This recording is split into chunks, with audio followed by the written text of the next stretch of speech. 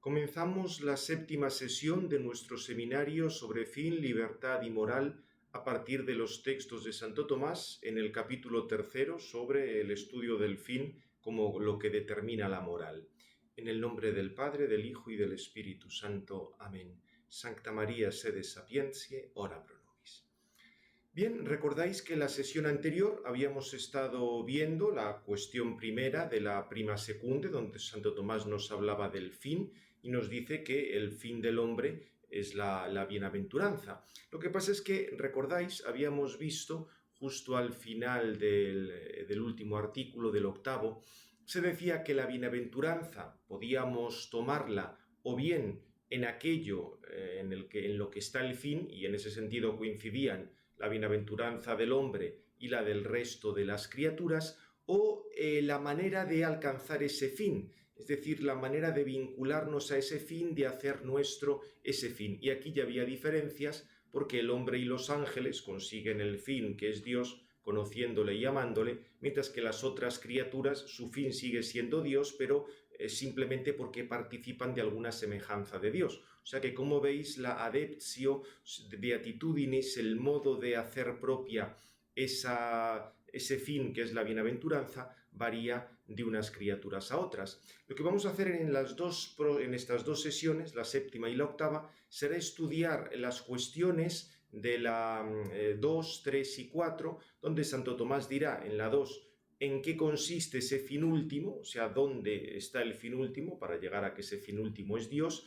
En la 3, mediante qué operación se consigue ese fin último, cómo alcanzamos para nosotros el fin último, y la cuarta, pues digamos algunas cosas que acompañan a ese fin último. Vamos a hacer 3 cuestiones en 2 días, porque estas, diríamos, no son tan importantes como la primera y la quinta. Dentro de este grupo de cuestiones sobre la bienaventuranza, las 2 más importantes son la primera y la última, y aunque en estas nos dicen cosas interesantes, vais a ver que es algo más sencillo.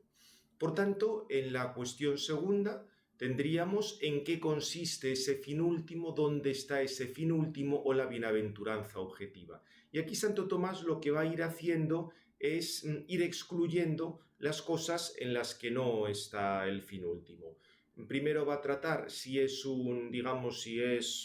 fin último puede ser algo creado o finito. Dirá que no está en las riquezas, no está en los honores, no está en la fama y la gloria, no está en el poder, que sería una mezcla de un bien espiritual y uno corporal, y tampoco va a estar en los bienes internos, ni en un bien interno meramente corporal, como puede ser la salud, ni en un bien, diríamos, que es tanto corporal, pero propio del hombre o de los animales, como el placer, ni en un bien interno meramente espiritual, como podría ser la virtud o la sabiduría, con lo cual tampoco se podrá decir que esté, digamos, como en ese conjunto de todos los bienes creados, con lo cual llegará Santo Tomás a que el fin tiene que estar, la bienaventuranza tiene que estar en el bien increado que es Dios mismo. Fijaos cómo lo va a ir presentando.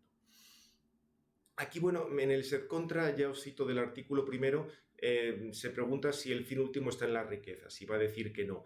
En esta obra va a seguir mucho el De Consolatione Philosophiae de Boecio. Boecio es uno de los autores que también cita muchísimo Santo Tomás.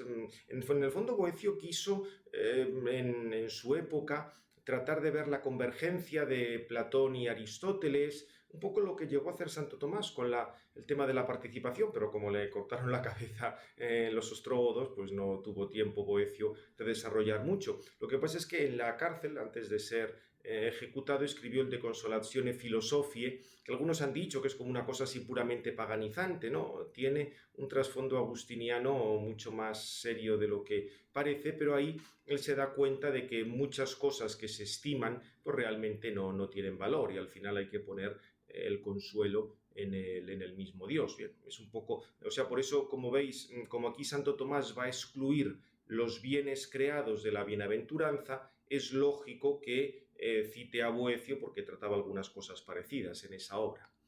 Bien, ya digo, los primeros artículos son más sencillitos. Dice Santo Tomás que las riquezas básicamente son de 2 tipos, o bien riquezas naturales, por las que el hombre consigue quitar los defectus nature, como serían la comida, la bebida, el vestido, casa, manera de movernos, pero en ellas no puede estar la bienaventuranza, porque están ordenadas al hombre. Todas estas cosas son para nosotros. Luego, en ellas no puede estar el fin último y las riquezas artificiales, que básicamente son el dinero o lo que se emplea, cualquier cosa que se emplee para los intercambios. Pero claramente, estas riquezas artificiales están al servicio de las naturales, con lo cual, si las naturales no son el fin último, tampoco lo son las artificiales. La conclusión, por tanto, es que la bienaventuranza no puede estar en las riquezas. Dice que sí, la mayoría de la gente las busca, pero eso no prueba mucho, porque no es que la mayoría necesariamente acierte y además suelen buscar solo bienes de tipo corporal. También recuerda que es cierto que el dinero puede ayudar a buscar bienes espirituales, pero no puede comprar bienes espirituales, como la sabiduría. Podrás pagar maestros o profesores, pero como tú no adquieras el conocimiento, eso te sirve para poco. Recuerda que es cierto que, digamos, que en la búsqueda de las riquezas hay como una cierta infinitud, porque siempre se busca algo más y eso nos recuerda al deseo del bien sumo, pero Santo Tomás advierte, ojo, en las riquezas naturales tiene un límite. Tú solo puedes comer hasta un determinado punto, por ejemplo. En las riquezas artificiales sí, puedes ir pensando o acumulando medios de pago de una manera indefinida. Eso serviría una concupiscencia desordenada. Lo que pasa es que la diferencia es que en el caso del sumo bien, cuanto más perfectamente se posee, más se ama y se rechazan otras cosas, porque cuanto más se tiene a Dios, más se le conoce, más se le desea, etc. En cambio, los bienes temporales, cuanto más se tiene, se van despreciando, porque ves, si esto te hace ilusión, es lo que hace mucha gente, pues este teléfono nuevo me gusta mucho y tal, pero luego se cansan y buscan otro o buscan otra cosa. O sea, todas las riquezas materiales o lo que podemos, o sea, el dinero que nos sirve para comprar riquezas materiales, pues tarde o temprano nos acaban cansando, mientras que en el caso de Dios no, porque como es el bien absoluto, no nos cansa. En segundo lugar, se centraría en los honores, pero ya en el sed contra advierte que el honor está en el que honra, no en el honrado. Esto ya lo decía Aristóteles en la Ética, con lo cual diríamos el honor se muestra a alguien por cierta excelencia.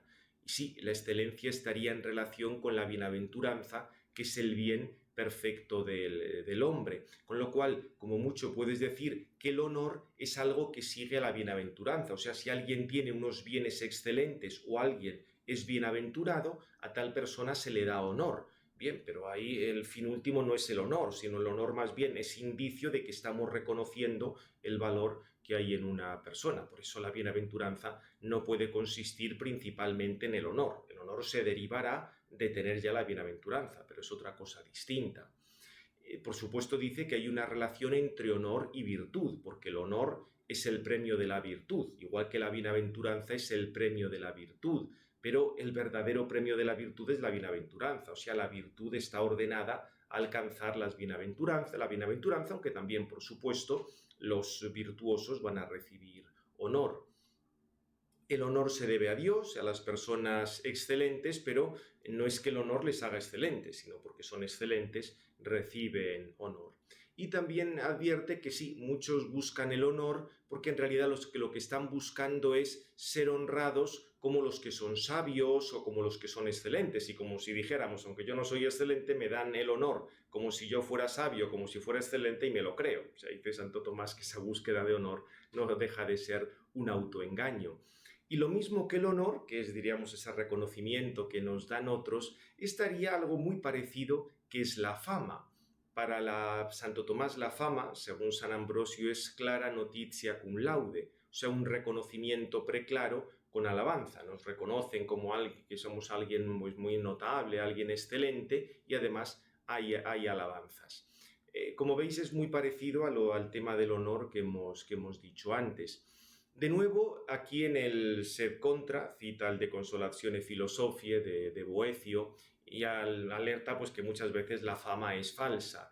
Y, digamos, aunque la fama fuera verdadera, Santo Tomás advierte que el conocimiento, y fijaos que la fama es un conocimiento, clara noticia, el conocimiento humano es causado por las cosas, mientras que el conocimiento divino es quien causa las cosas. Por eso, la perfección del bien humano, que es la bienaventuranza, no puede ser por un conocimiento humano.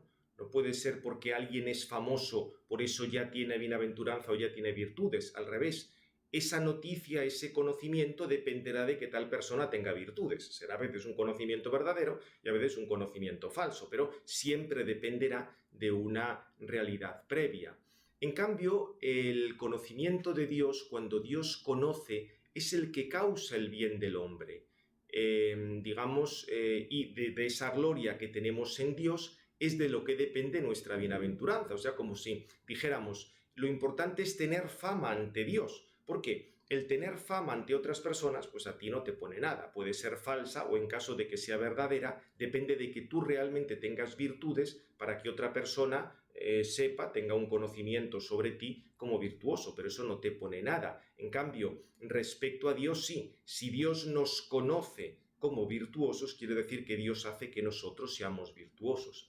Por ahí va, diríamos, el verdadero sentido de este tema de la fama. O sea, por eso la gloria de Dios siempre es verdadera. Cuando Dios, ante Dios tenemos gloria o ante Dios tenemos fama, por emplear un poco esa expresión, lo que está diciendo es que el mismo Dios es el que nos transforma interiormente para que alcancemos esa bienaventuranza.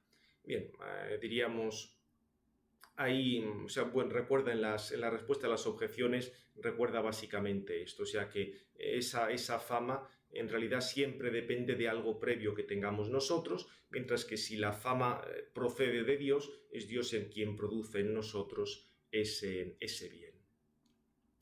El artículo cuarto se pregunta si la bienaventuranza puede estar en el poder, en el querer controlar, en el tener dominio sobre otros o sobre otras cosas, y de nuevo con Boecio lo excluye. Y hay dos razones básicas. El poder o potestad tiene razón de principio para realizar actos, mientras que la bienaventuranza es el fin último, con lo cual el poder como mucho pues sería un medio para alcanzar la bienaventuranza si lo usas bien, pero la bienaventuranza no puede estar en el poder. Y luego, el poder o la potestad se puede usar para el bien o para el mal, hacer cosas buenas o hacer cosas malas, mientras que la bienaventuranza es un bien perfecto, tiene que ser el bien perfecto. Por eso dice la bienaventuranza, como mucho, estaría en el buen uso de la potestad gracias a la virtud, pero como veis entonces ya no puedes decir que la bienaventuranza esté en la potestad, porque para utilizar bien la potestad te hará falta la virtud, y más adelante dirá que ni siquiera la virtud es la bienaventuranza última, sí podrá ser un medio, es algo que nos hace falta para alcanzar la bienaventuranza, lo dirá con detalle en el artículo, en la cuestión quinta, pero diríamos la bienaventuranza no puede estar en el poder. Y al final de este artículo es interesante porque Santo Tomás nos ofrece una recapitulación de todo lo que lleva dicho.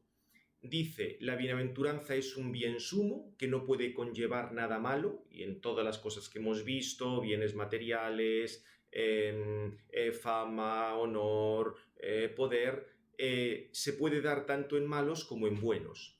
Por otra parte, la bienaventuranza requiere que sea suficiente por ella misma y no pida nada más, pero en los otros casos, diríamos, faltan todavía muchos bienes que son necesarios para el hombre. También de la bienaventuranza no puede provenir mal alguno, porque es el bien perfecto. Sin embargo, de todo lo que ha salido antes, pues pueden deducirse también algunos males. Y por otra parte, a la bienaventuranza se ordena el hombre por principios interiores, porque está ordenado naturalmente a esa bienaventuranza, pero todos los casos que hemos visto antes son bienes que proceden de causas exteriores y a veces pues cosas completamente fortuitas, con lo cual por ahí no se ve la bienaventuranza. Va a recordar en las respuestas a las objeciones que por el poder sí, el hombre se parece algo a Dios, pero lo que pasa es que Dios solo usa bien de su poder, con lo cual más bien habría que asemejarse a la bondad divina, no solo al poder. Y bueno, insiste en eso, en que el poder se puede utilizar, la potestad se puede utilizar para bien o para mal, y sí, muchos hacen muchísimos bienes con el poder, pero también otros hacen muchos males. O bien el que todos busquen huir de la servidumbre, como para alcanzar cierto poder, pues simplemente eso nos recuerda que la servidumbre impide el buen uso de la potestad. Pero de ahí no se sigue que la potestad sea el bien sumo del hombre. O sea, como si dijéramos, todo el mundo quiere huir de ser un siervo para poder mandar él. Luego, en realidad, la bienaventuranza es mandar, no. Es cierto que, digamos, la gente quiere evitar la servidumbre para poder usar ellos mismos de la potestad, pero eso no te garantiza que ahí esté la bienaventuranza. Si avanzamos a bienes más internos, en el artículo 5 habla del bien corporal, interno, diríamos lo que es propio de la constitución humana, del cuerpo, y en el se contraargumenta que por la bienaventuranza el hombre supera a otros animales. Sin embargo, si comparamos los cuerpos, hay dotes corporales donde muchos animales superan al hombre, con lo cual colocar la bienaventuranza en el bien corporal no parece muy razonable. Y da básicamente dos razones, dos motivos. No es posible que el último fin de algo, que se ordena a un cierto fin, sea su conservación en el ser. Igual que el fin último de la nave no es conservar la nave. Si uno hace un barco no es simplemente para que esté ahí y el barco se mantenga, sino el barco se ordena a otra cosa, a navegar. Con lo cual, sí, la conservación del cuerpo está bien, pero eso será para algo, estará ordenada a otro fin. Y Santo Tomás insiste que el hombre debe dirigirse por su voluntad y su razón. Como el hombre se ordena a algo como a un fin y el mismo hombre no es el sumo bien, claramente su fin último no puede ser la propia conservación, con lo cual su fin último no puede ser, diríamos, la conservación del cuerpo, la salud corporal, el bien corporal. O sea, no es que no sea importante, pero eso no puede ser el fin último. Y luego, aun aceptando que el fin de la razón y voluntad humana fuera la conservación del ser del hombre, el ser del hombre consta de alma y cuerpo, y el ser del cuerpo depende del alma, no es al revés. Luego, en todo caso, los bienes del cuerpo se ordenan a los bienes del alma. Por supuesto que los bienes corporales son superiores a las riquezas. Esto aparece ya en el eclesiástico, pero el bien del alma es todavía superior. También se habla de diríamos que aquí en el Ad Secundum cita un texto del Pseudo Dionisio donde compara el ser con el vivir y el vivir con otras cosas, diciendo que para ser y vivir nos hace falta la salud, luego parece que la salud es la clave de la bienaventuranza. Pero aquí Santo Tomás precisa, el ser simpliciter, que esta es una de las claves de la metafísica de Santo Tomás, incluye toda perfección y eso sí que es superior a otra cosa. Pero si consideramos el ser ya participado en esta realidad o en esta otra, siempre va a ser un ser imperfecto. Por eso explica, para Dionisio son mejor los seres vivientes que los meros existentes y todavía mejor los vivientes con inteligencia, con lo cual volvemos a lo de antes. El hombre está compuesto de alma y cuerpo y sí, está bien mantener el cuerpo, pero por encima de ello están otros bienes superiores. Bien, luego también habla de que es, digamos, el bien del cuerpo lo desean todos, la salud lo desean todos, luego en ello debe estar la bienaventuranza. Santo Tomás explica que sí, el último fin es el primer principio del ser, en el que está toda perfección y todos apetecen ser semejantes a Dios según esa proporción. Lo que pasa es que apetecer esa semejanza en cuanto que Dios es inteligente y bienaventurado, eso ya es propio de pocos. O sea, va a decir, sí, todos están deseando la bienaventuranza en general, todos van a desear el bien en general, pero saber exactamente dónde va a estar, eso solo lo van a hacer, eso de hecho solo lo van a hacer unos pocos. Bien, con esto lo que pasa es que aquí anticipa cosas que nos saldrán en el artículo 5 cuando se hable de si hay un deseo o no de la bienaventuranza. Avanzando digamos, en esta cuestión, en el artículo 6 se pregunta por el placer y el deleite, lo que él llama las delectaciones corporales, si la bienaventuranza puede estar aquí. Y una vez más aparece Boecio, que explica que estos placeres, por una parte, no siempre dejan buen recuerdo, pueden producir un disfrute en un momento, pero luego no siempre el recuerdo es bueno, y por otra parte también se dan en los animales, con lo cual sería colocar aquí la bienaventuranza, parecería que el hombre tiene la misma bienaventuranza que los animales, lo cual no es muy correcto. Santo Tomás centra toda su argumentación en que hay que distinguir entre, por una parte, lo que sería el deleite corporal o placer, voluptas, esto es algo de nivel meramente corporal, y otros deleites superiores, digamos unos deleites en el conocimiento, en la virtud, y dice Santo Tomás que es que ni siquiera en esos últimos, en los deleites superiores, que por supuesto superan al deleite corporal o placer, tampoco en esos puede consistir la bienaventuranza, porque dirá que más bien lo que sucede es que el deleite es un accidente que acompaña a la bienaventuranza, un poco como el ser risible es algo que acompaña al ser del hombre. O sea, el deleite acompaña a un bien perfecto o a uno imperfecto que participa algo del perfecto, ya sea porque lo tenemos en este momento, ya sea por la esperanza de alcanzarlo o ya sea por el recuerdo que lo hemos tenido. O sea que diríamos, el deleite, en caso de darse, más bien es algo que acompaña a otras cosas. Acordaos, por ejemplo, que el virtuoso se deleita, disfruta haciendo el bien. Eso es una de las características. Lo que pasa es que, digamos eso en el caso de los placeres más superiores o más espirituales. Por otra parte, indica que el placer o deleite corporal no puede acompañar al bien perfecto, por un motivo muy sencillo. El deleite corporal es algo que está relacionado con el sentido, con lo sensible, con lo singular, está determinado por la materia. Por supuesto que está bien y hace falta para determinadas operaciones, pero el alma racional supera la proporción de la materia. En cierto modo, posee esa cierta infinitud porque conoce lo universal, está abierta, digamos, a la multitud de las cosas, abstrae de la materia, es capaz de, digamos, de abarcar así infinitos singulares, se entiende obviamente en potencia.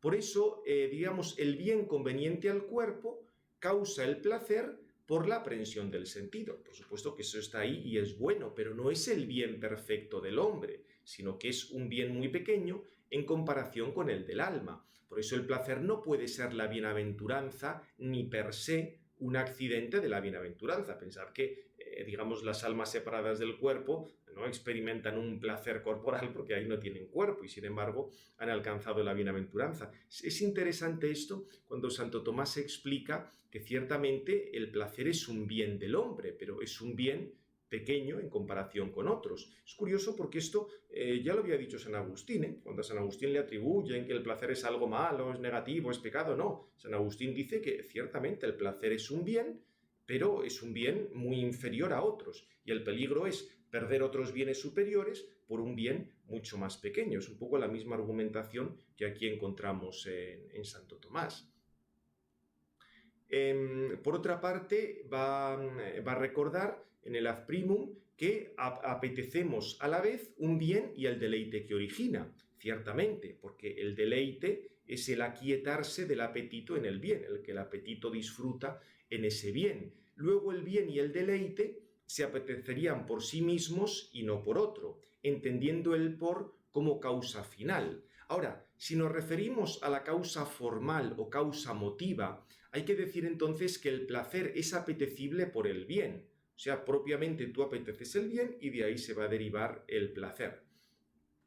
Porque el bien es el objeto del placer y por ello es su principio, lo que le da forma, porque de él obtiene el placer el que se lo apetezca, ya que el placer, fijaos, es la quietud en el bien deseado. Esto lo trata Santo Tomás con más detalle en las Pasiones, algo comentaremos. O sea, el deleite, incluso el deleite corporal, es que ya te tranquilizas, ya descansas en ese bien deseado. Por una parte, si ese bien deseado es material, obviamente esa quietud es algo que pasará pronto, porque simplemente, digamos, el deleite es lo que acompaña a determinadas operaciones que son necesarias pues, para mantener la vida, lo que tiene que ver con la reproducción, con la nutrición, con todo esto, y eso acompaña a un cierto bien, pero evidentemente lo importante es el bien al cual acompaña ese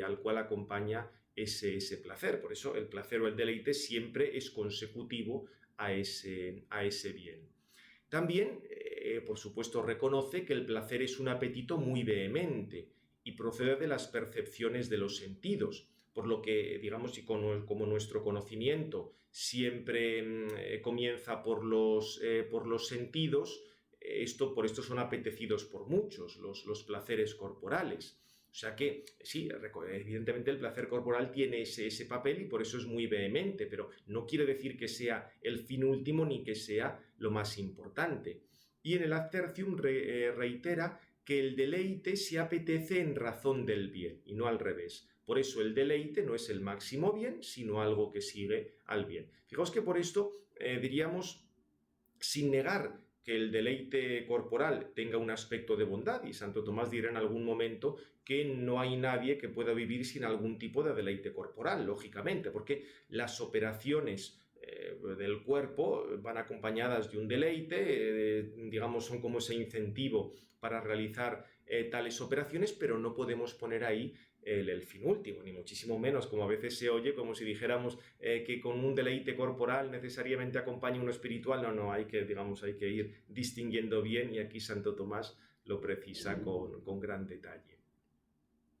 El artículo 7 estudia, digamos, otro candidato a la bienaventuranza, que este parece más aceptable, el bien del alma, pero aquí San Agustín, en el de Doctrina Cristiana, advierte que la bienaventuranza es algo que debe ser amado por sí mismo, y eso corresponde únicamente a Dios.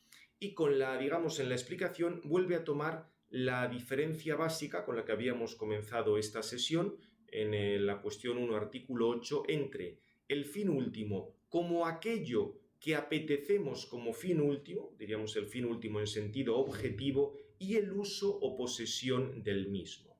Entonces, aquello que apetecemos como fin último, lo que estamos viendo ahora, el fin último en sentido objetivo, no puede ser el alma o algo del alma, que, digamos, esto no deja de estar en potencia para adquirir determinados bienes, y la potencia siempre lo es en razón de algún acto. Tampoco puede ser ninguna potencia, ni hábito, ni acto del alma, porque además la voluntad humana siempre busca un bien universal, siempre busca algo más, algo que lo supere, y cualquier bien que tenemos en el alma, cualquier bien inherente al alma, será un bien participado y particularizado, con lo cual el objeto de esa bienaventuranza no puede ser el alma o algo del alma. Ahora, la posesión, el uso que hacemos del fin último, eso sí es algo que corresponde al hombre. Eso sí que es parte del alma, porque el hombre va a conseguir la bienaventuranza por el alma. O sea que, diríamos, respecto a la posesión del fin último, tú sí puedes decir que es algo del alma. Y es lo que va a ver con todo detalle en la cuestión tercera. Pero el objeto en el cual en el cual ponemos el fin, en el cual está la bienaventuranza, eso ya no puede ser algo del alma. Explica como se suele llamar bienaventuranza a la consecución de aquello en lo que está la bienaventuranza, en ese sentido sí se puede decir que la bienaventuranza es algo del alma. Ya digo, aquello mediante lo cual alcanzamos ese objeto en el que está la bienaventuranza. Pero aquello en que consiste la bienaventuranza es algo exterior al alma. Bien, digamos, esto lo reitera en la respuesta a la primera objeción, y en el ad secundum, es curioso, anticipa cosas de las que va a tratar ya cuando hable de la caridad, porque plantea la objeción de que en la amistad se ama al amigo más que el bien que se desea para él. Amamos sobre todo a otra persona y para esta persona le deseamos bienes. Dice, y lo mismo podría suceder con el amor a uno mismo, que nos amemos más a nosotros que el bien que deseemos para nosotros. Lo que pasa es que Santo Tomás dice que la bienaventuranza se ama precisamente como un bien deseado, un bien concupitum, mientras que al amigo se le ama como aquel para el que deseamos el bien. Y de esa manera también el hombre se ama a sí mismo, o sea que, digamos, en el amor a uno mismo deseamos para nosotros ese bien máximo que es la bienaventuranza. Y finalmente, o sea, porque aquí entraría también el tema, aunque esto es que no podemos detenernos, si haya, o sea, para Santo Tomás obviamente no es que haya amistad de uno consigo mismo, hay algo mayor, porque la amistad es una cierta unión, uno respecto a sí mismo, lo que tiene es unidad, pero está el principio ese de que nosotros, al amar a Dios, como Dios también nos ama a nosotros y ama nuestra alma y nuestro cuerpo, al amar a Dios también queremos para nosotros ese mismo, el máximo bien, porque es lo que Dios también quiere para nosotros. Pero ya digo, no sigo por aquí porque sería tener que tratar cosas de la caridad y ahora no nos daría tiempo. Y finalmente en el Adtertium precisa que la bienaventuranza sí es una perfección del alma y en ese sentido es un bien inherente, en el segundo, o sea, en el sentido este segundo que hemos dicho aquí, en cuanto a posesión del fin último. Pero aquello en lo que consiste la bienaventuranza y que hace bienaventurado es algo externo al alma. Con lo cual concluye, y aquí cita a San Agustín, que la bienaventuranza no puede estar en ningún bien creado. Y San Agustín en la Ciudad de Dios hablaba de Dios como vida bienaventurada del hombre. Fijaos que la argumentación es muy sencilla. La bienaventuranza debe ser un bien perfecto que aquiete el apetito totalmente, porque de lo contrario no sería el fin último. El objeto de la voluntad es el bien universal, como el objeto del entendimiento es lo verdadero universal, el verum universale. Por eso nada puede aquietar la voluntad, se entiende perfectamente, sino el bien universal. Y esto no se encuentra en nada creado, sino en Dios, porque toda bondad que hay en la criatura es participada, y de esa manera solo Dios puede llenar la voluntad de la criatura, con lo cual el objeto de la bienaventuranza tiene que ser Dios. Excluye en las objeciones que, digamos, pudiera ser la bienaventuranza el bien que hay en los ángeles o siquiera el bien que hay en todas las cosas, porque el bien que pueda haber en todas las cosas a su vez se ordena a Dios como al fin último del que participa, como ya advertimos al final del artículo octavo de la cuestión primera, con el que hemos comenzado un poco recordando esta sesión. En el Adtertium acepta que en el hombre hay un deseo, digamos que el deseo natural del hombre no se extiende a un bien mayor del que pueda capere. Y parece que el hombre no es capaz de un bien que excede los límites de toda criatura, como si dijéramos, el bien del hombre tendría que ser un bien creado. Lo que pasa es que de nuevo Santo Tomás distingue. Una cosa es el bien del que el hombre es capaz como algo intrínseco, inherente, la adeptio beatitudinis, el uso, el modo de alcanzar el fin, y otra cosa es el bien del que es capaz como objeto, que es infinito. O sea, el hombre, pues por las peculiaridades que tiene, por su ser espiritual, puede orientarse a un objeto que sea infinito, aunque propiamente, diríamos, la potencia con la que se esté acercando, el conocimiento o el amor, eso en sí mismo es finito, pero está, digamos, abierto a algo infinito. Esto, por otra parte, será, digamos, esto se puede desarrollar al hablar también de las participaciones sobrenaturales. Ahí es un caso especial y peculiar, pero ahí tenemos una realidad accidental, la gracia o el lumen gloria o cualquiera de las, digamos, de los accidentes sobrenaturales que objetivamente se definen por un objeto que es infinito, que es el mismo Dios y además en su plenitud completa, en lo que tiene más de divino, pero no dejan de ser una modificación, un accidente de nuestra naturaleza. Sería como un reflejo en nosotros de esa infinitud, de esa plenitud de ser de Dios. Esto en el manual de antropología lo explico con más detalle al hablar de lo sobrenatural.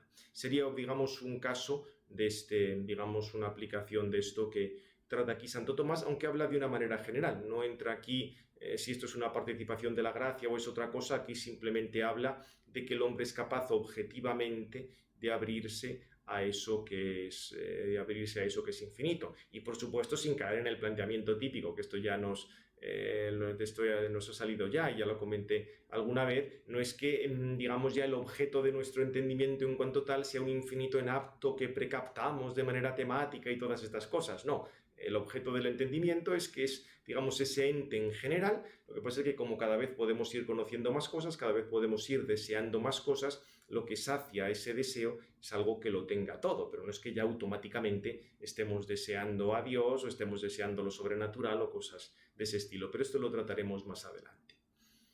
Y una vez situada la bienaventuranza objetiva, por emplear esta terminología, en Dios, Santo Tomás se va a preguntar en qué consiste la bienaventuranza subjetiva, o sea, mediante qué alcanzamos a Dios como nuestra bienaventuranza.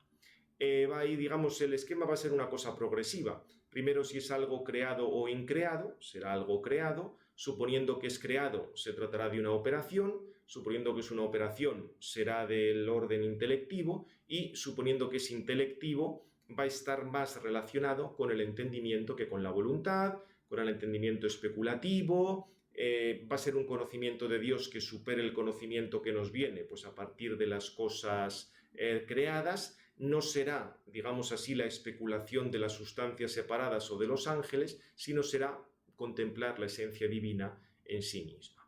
Vamos a ver ahora en los minutos que nos quedan por lo menos los primeros artículos de esta cuestión.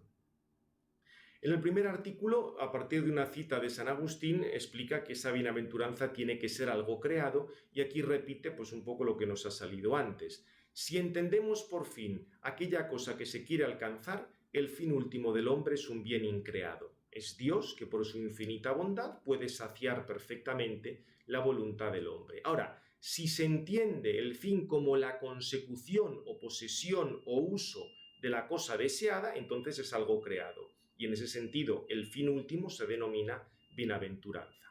Fijaos en una frase: si la bienaventuranza del hombre se entiende en cuanto a su causa u objeto, es increado. Si se considera en cuanto a la esencia de la bienaventuranza, es creado porque tiene que ser algo nuestro. Y de aquí pues Santo Tomás explica Santo Tomás algunas expresiones de la Escritura, cuando se dice que los hombres son dioses por participación, también que Dios es el sumo bien, o sea, la bienaventuranza es el sumo bien del hombre porque es la consecución o fruición del sumo bien. O sea, igual que tú dices que los hombres pueden ser dioses por participación de Dios, también la bienaventuranza es sumo bien porque es esa participación, es la consecución, en nuestro caso, de ese sumo bien, la adeptio del fin último. Dentro de lo creado tendrá que ser una operación. Santo Tomás dirá que la felicidad es una operación según la virtud perfecta.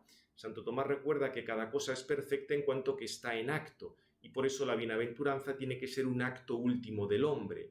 La operación es el acto último del operante, en cuanto contrapuesto al acto primero, que sería tener una determinada esencia, una determinada naturaleza, y por eso se denomina acto segundo, que pone en acto a la potencia que tiene. Por ejemplo, cuando el poder pensar lo ponemos en acto y pensamos actualmente. También la bienaventuranza se puede denominar vida, pero la vida como operación del viviente. Nos recuerda que la vida, en las operaciones vitales, una de ellas es el conocimiento, acaba produciendo un determinado acto. Y para esto cita San Juan: esta es la vida eterna, que te conozcan a ti, único Dios verdadero. O sea que la vida puede ser también una operación. Bien, hay alguna otra cuestión de explicación de la terminología, pero eso nos interesa menos. En el artículo 3 se va a preguntar, y esto es importante, si en esta operación intervendrán los sentidos. Aquí dice Santo Tomás que los animales no van a compartir la bienaventuranza con nosotros. Luego, la bienaventuranza no es algo que tenga que ver con los sentidos. Lo que pasa es que aquí Santo Tomás hace una distinción importante.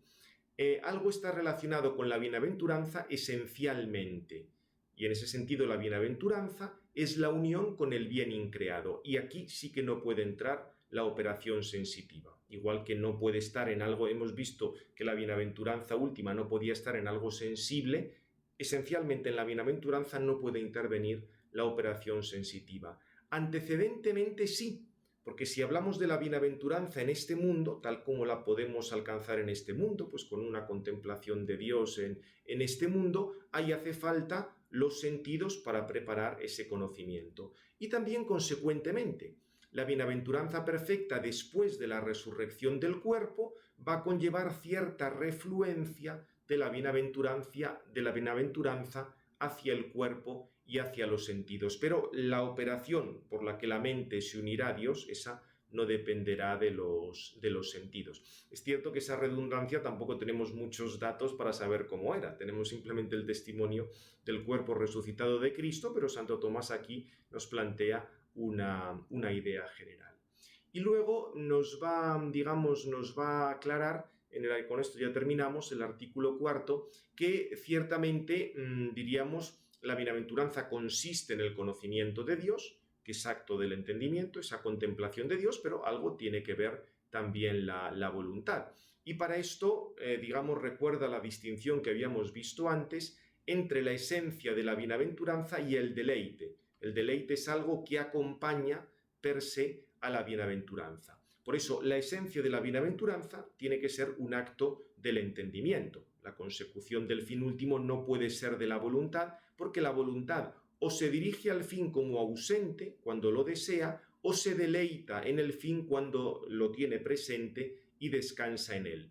Santo Tomás advierte: desear el fin no es tener el fin, y disfrutar del fin se supone que ya se tiene. Un poco pone el ejemplo de un fin sensible. Si alguien quiere dinero, lo desea antes de tenerlo, y cuando tiene ya el dinero agarrado en la mano, se deleita en ese dinero. Si pasáis esto a la bienaventuranza, diríamos, al principio se quiere conseguir ese fin inteligible, que es Dios, esa contemplación de Dios, y se consigue cuando se hace presente por el entendimiento. Y entonces la voluntad se deleita en el fin conseguido. Santo Tomás ve aquí que se cumple lo que decía San Agustín, que la bienaventuranza es un gaudium de veritate, un gozo acerca de la verdad.